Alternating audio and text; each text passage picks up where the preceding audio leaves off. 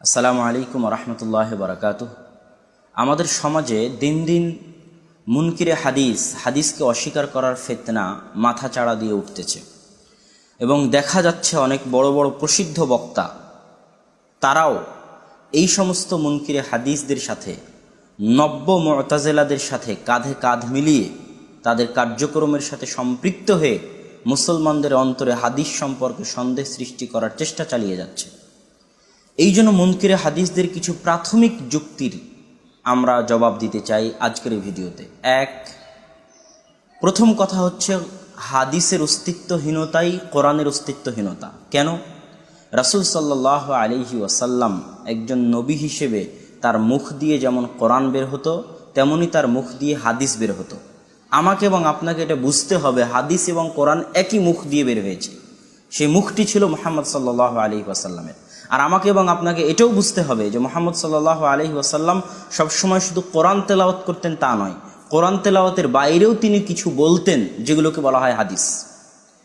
তো যেহেতু একই মুখ দিয়ে কোরআনও বের হচ্ছে হাদিসও বের হচ্ছে, তাহলে যতক্ষণ আল্লাহর রাসূল আলাদা না করে দিবেন সাহাবীদেরকে যে এইটা কোরআনের আয়াত আর এটা হাদিস, ততক্ষণ সাহাবীরা কিভাবে বুঝবেন যে এটা কোরআনের আয়াত আর এটা হাদিস? তো যখনই আল্লাহ রাসূল আলাদা করে দিবেন, যায়েদ বিন সাবিত এই যে এই আয়াত অবতীর্ণ হয়েছে, এই আয়াত অমুক সূরার অধীনে লেখো, তো আল্লাহ রাসূল মুখ দিয়ে যে বলে আলাদা করে দিচ্ছেন যে এটা কোরআনের আয়াত, এটা অবতীর্ণ হলো কোরআন অমুক সূরা অমুক আয়াত, এই কথাটাই তো আল্লাহ রাসূলের হাদিস। তো সম্মানিত উপস্থিতি, যখন আমরা হাদিস অস্বীকার করব তখন কোরআনকে অস্বীকার করা হয়ে যাবে। কেন? কোরআন যে মুখ দিয়ে বের হয়েছে হাদিসও ওই মুখ দিয়ে বের হয়েছে। কোরআন যে কোরআন এটা প্রমাণ করার জন্য মুহাম্মদ সাল্লাল্লাহু আলাইহি ওয়াসাল্লামের মুখের কথা লাগবে যে এটা কোরআন, আর তার এই মুখের কথাটাই হচ্ছে হাদিস। অতএব হাদিস অস্বীকার করা হচ্ছে কোরআনকে অস্বীকার করা। 2, হাদিস ছাড়া ইসলামী শরীয়ত অচল। কিভাবে অচল? হাদিস হচ্ছে কোরআনের ব্যাখ্যা।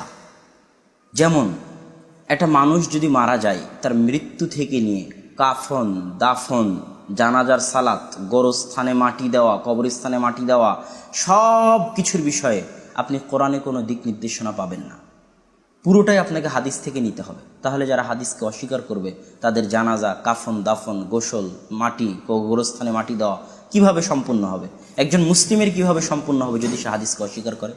সম্মানিত উপস্থিতি, ঠিক তেমনি কোরআনে আল্লাহ সুবহানাহু ওয়া তাআলা সালাতের কথা বলেছে, জাকাতের কথা বলেছে, সিয়ামের কথা বলেছে, কিন্তু কত টাকায় কত টাকা জাকাত, কয়টা উটে কয়টা জাকাত, কয়টা ছাগলে কয়টা ছাগল জাকাত, কয় ওয়াক্ত সালাত, কিভাবে সালাত আদায় করব, কিভাবে রুকু, কিভাবে সিজদা, কোথায় কি দোয়া করব, এগুলো আল্লাহ সুবহানাহু ওয়া তাআলা একটাও কোরআনে বলেননি।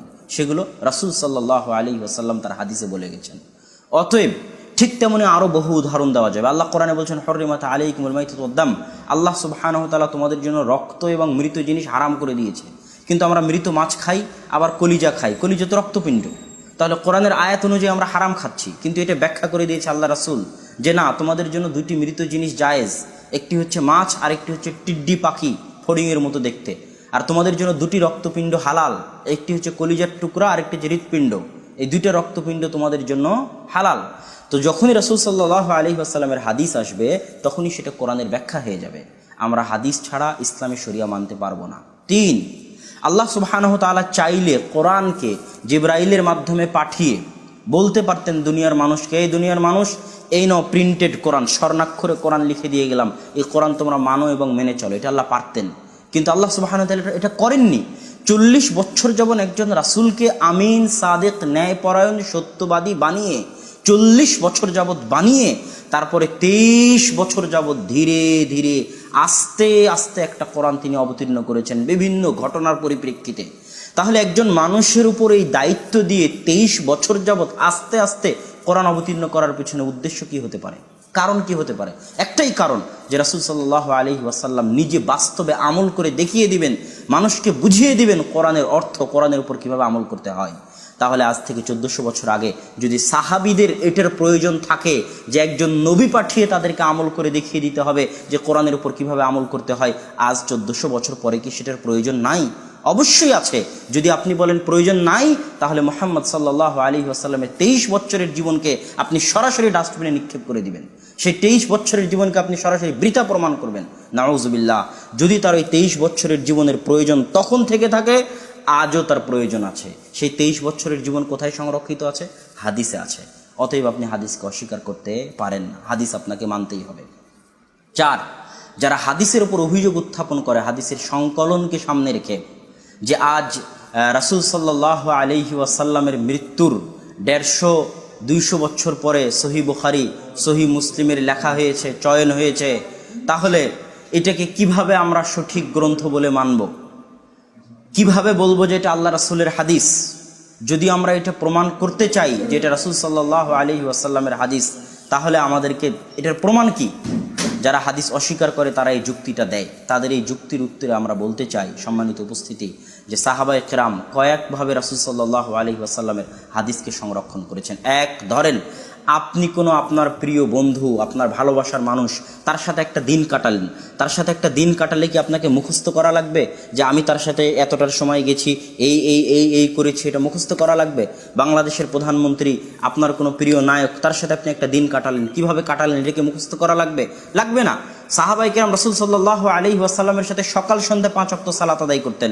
তো তাদেরকে কি মুখস্থ করা লাগবে যে সালাত কিভাবে আদায় করতে হয়, সালাতে কোন কোন দোয়া পড়তে হয়, তাদেরকে আলাদাভাবে মুখস্থ করা লাগবে? লাগবে না। সাহাবীরা যতদিন জীবিত ছিলেন ততদিন রাসূল সাল্লাল্লাহু আলাইহি ওয়াসাল্লামের সুন্নাত, সালাত, সিয়াম, হজ, যাকাত তাদের আমলের মধ্যে জীবিত ছিল। এটা গেল 1 নাম্বার। 2, সাহাবীরা হাদিস লিখতেন। আব্দুল্লাহ বিন আমর ইবনে আল-আস হাদিস লিখতেন। আবু হুরায়রা বলতেছেন যে আমার চাইতে বেশি হাদিস আব্দুল্লাহ বিন আমর ইবনে আল-আস জানে। কেন সে হাদিস লিখতো? আল্লাহ রাসূল আব্দুল্লাহ বিন আমর ইবনে আল-আসকে বলছেন, উকতুব ফাওয়াল্লাযী নাফসি বিয়াদি আমর ইবনে আল-আস, তুমি হাদিস লেখো। ওই সত্তার শপথ করে বলতেছে আমার মুখ দিয়ে যা বের হয় তা শুধু হক, হক ছাড়া অন্য কিছু, সত্য ছাড়া অন্য কিছু বের হয় না। 3, সাহাবীরা ছিলেন উম্মি, আনপড়, জাহেল, সেই যুগের আরব যুগের মানুষ। তাদের স্মৃতিশক্তি ছিল অনেক তুখর, অনেক মেধাবী। ইমাম জোহরি যখন বাজার দিয়ে হেঁটে যেতেন তখন কানে আঙ্গুল দিয়ে যেতেন। কেন? যেন বাজারের কথা তার কানে প্রবেশ না করে, কেননা তার কান দিয়ে যা প্রবেশ করে তাই মুখস্থ হয়ে যায়। আর সাহাবীরা লিখতে জানতেন না। আপনি আজ থেকে লেখা ছেড়ে দেন, আপনার স্মৃতিশক্তি বাড়বে। মোবাইল নাম্বার লেখা ছেড়ে দেন, মুখস্থ করেন, স্মৃতিশক্তি বাড়বে। যে অন্ধ, যে লিখতে জানে না, শুধু শুনতে জানে, তার স্মৃতিশক্তি অনেক তুখর। তো ঠিক সাহাবায়ে কেরাম তারা লিখতে জানতেন না, তারা ব্রেন দিয়ে সব হিসাব করতেন, ব্যবসা বাণিজ্য সব ব্রেন দিয়ে করতেন। সেই যুগের মানুষ তারা উটের বংশনামা, বাপ দাদা 14 গোষ্ঠী, উটের ছেলে মেয়ে, সেটা মুখস্থ রাখতো। তারা মানুষের বংশনামা মুখস্থ রাখতো। এরকম তুখর স্মৃতিশক্তির অধিকারী ছিল আরব জাতি। 4, পরবর্তীতে সাহাবীদের যুগেও মানুষ কোরআন এবং হাদিস লিখেছে। তার একটি জ্বলন্ত দৃষ্টান্ত আমি আপনাদের সামনে পেশ করে হাদিস যে আমাদের সামনে সংরক্ষিত আছে এ আলোচনা শেষ করতে চাচ্ছি। সেটি কি? সাহিফায়ে হাম্মাম বিন মুনাব্বিহ। আবু হুরায়রা রাদিয়াল্লাহু তাআলা আনহুর ছাত্র হাম্মাম বিন মুনাব্বিহ। হাম্মাম বিন মুনাব্বিহের ছাত্র মা'মার বিন রাশিদ। মা'মার বিন রাশিদের ছাত্র হচ্ছে আব্দুর রাজ্জাক বিন হাম্মাম আস-সানআনী। তার ছাত্র হচ্ছে আহমদ বিন হাম্বল। তার ছাত্র হচ্ছে ইমাম বুখারী। তো আবু হুরায়রা রাদিয়াল্লাহু তাআলা আনহুর সকল হাদিস, যত হাদিস, হাম্মাম বিন মুনাব্বিহ নিজে একটা বইয়ে লিখেছেন। সেই বইয়ের নাম দিয়েছেন সাহিফায়ে হাম্মাম বিন মুনাব্বিহ। সেই বইটা তিনি তার ছাত্র মা'মার বিন রাশিদকে পড়িয়েছেন। মা'মার বিন রাশিদ সেই বইটা তার ছাত্র মুসান্নাফ আব্দুর রাজ্জাকের লেখক আব্দুর রাজ্জাক বিন হাম্মাম আস-সানআনীকে পড়িয়েছেন। আব্দুর রাজ্জাক বিন হাম্মাম আস-সানআনী, যিনি মুসান্নাফ আব্দুর রাজ্জাকের লেখক, তিনি ওই বই থেকে অনেক হাদিস তার মুসান্নাফ আব্দুর রাজ্জাকে জমা করেছেন। ঠিক তেমনি মুসান্নাফ আব্দুর রাজ্জাকের যিনি লেখক, তার ছাত্র আহমদ বিন হাম্বল, যিনি মুসনাদে আহমদেও ওই বই থেকে সাহিফায়ে হাম্মাম বিন মুনাব্বিহ থেকে অনেক হাদিস তার মুসনাদে আহমদে জমা করেছে। ঠিক তেমনি আহমদ বিন হাম্বলের ছাত্র ইমাম বুখারীও ওই সাহিফায়ে হাম্মাম বিন মুনাব্বিহ থেকে অনেক হাদিস তার সহিহ বুখারীর মধ্যে জমা করেছে।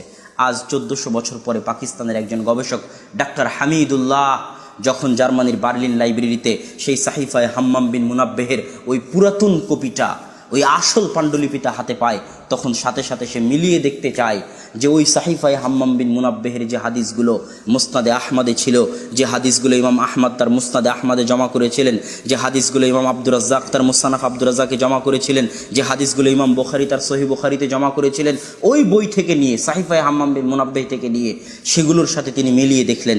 আজকের যে পাণ্ডুলিপি তিনি পেলেন, বহু আগের পুরাতন পাণ্ডুলিপি, সেই পাণ্ডুলিপিকে সামনে রেখে এই বইয়ের যে হাদিসগুলো মুসনাদে আহমদে আছে, সহিহ বুখারীতে আছে, মুসান্নাফ আব্দুর রাজ্জাকে আছে, সেগুলোর সাথে মিলিয়ে দেখলেন যে একটা অক্ষরেরও পরিবর্তন নাই, এই সাহিফায়ে হাম্মাম বিন মুনাব্বিহ আজ প্রকাশিত, যেটা আবু হুরায়রার ছাত্র হাম্মাম বিন মুনাব্বিহ লিখেছিল।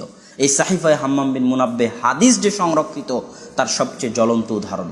এই জন্য ইমাম সুফিয়ান সাউরি রাহিমাহুল্লাহ বলেছেন যে আল্লাহ সুবহানাহু তাআলা কোনো কাযিব মিথ্যুককে ছাড়েননি যার চেহারা আল্লাহ মুহাদ্দিসদের নিকটে প্রকাশ করে দেননি। যেমন আসমানের ওহির রক্ষক ছিল ফেরেশতারা, ইমাম সুফিয়ান সাউরি বলতেছেন মালাইকাতু হুররাসুস সামা, আসমানের ওহির রক্ষক হচ্ছে ফেরেশতারা। শয়তান ওহি চুরি করতে গেলে ফেরেশতারা তাকে মেরে তারকা দিয়ে মেরে তাড়িয়ে দিয়েছে। তেমনি দুনিয়ার মাটিতে ওহির সংরক্ষক, হাদিসের সংরক্ষক হচ্ছে আহলুল হাদিস, মুহাদ্দিসরা। কোনো মিথ্যুক তাদের কাছ থেকে গোপন থাকেনি, তারা হাদিসকে পরিপূর্ণভাবে সংরক্ষণ করে গেছেন এবং আল্লাহর ওয়াদা বাস্তবায়ন করেছেন। ইন্না নাহনু নাযালনা যিকরা ওয়া ইন্না লাহু লাহাফিজুন। আমরা কোরআন অবতীর্ণ করেছি, হাদিস অবতীর্ণ করেছি এবং সেটাকে আমরাই সংরক্ষণ করব। অতএব সংক্ষিপ্ত আলোচনায় আমরা বলতে চাইলাম যে রাসূল সাল্লাল্লাহু আলাইহি ওয়াসাল্লামের হাদিস অস্বীকার যারা করতে চায় তাদের প্রাথমিক যুক্তিগুলোর জবাব দিলাম। আল্লাহ সুবহানাহু ওয়া তাআলা আমাদের সুমতি দান করুক। আল্লাহুম্মা আমিন। আসসালামু আলাইকুম ওয়া রাহমাতুল্লাহি।